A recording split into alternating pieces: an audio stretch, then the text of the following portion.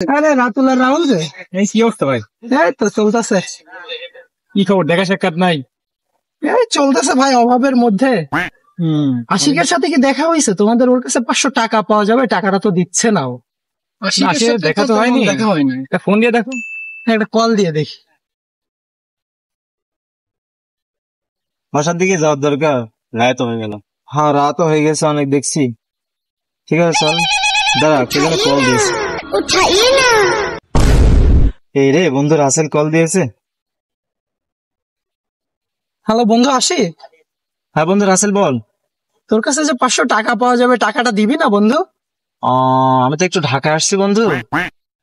ও আচ্ছা, তাহলে আসলে দিয়ে দিস। হ্যাঁ আচ্ছা ঠিক আছে বন্ধু, আমি তাহলে ঢাকা থেকে এসে তোর টাকাটা দিই। আচ্ছা, রাখলাম।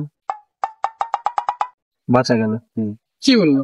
ও নাকি ঢাকায় আছে, ঢাকা থেকে এসে তারপরে টাকাটা দিবে। দেখা যাক দেয় কিনা। তো চলো সামনে আগাই, চলো। চল চা খেয়ে আসিস। চলো। ঠিক আছে চল তাহলে তাই। भैया मेरा मुंह से निकल गई, क्या बताऊं। বন্ধু তুই না ঢাকা? বন্ধু আমি তো ঢাকাতে ছিলাম। শালা। আল্লাহর কি বন্ধু, আমি মাত্র ঢাকাতে আসলাম ভাই, বিশ্বাস কর। আমি তো টাকা কালকে দিতে মানে কান ধরলাম, বিশ্বাস কর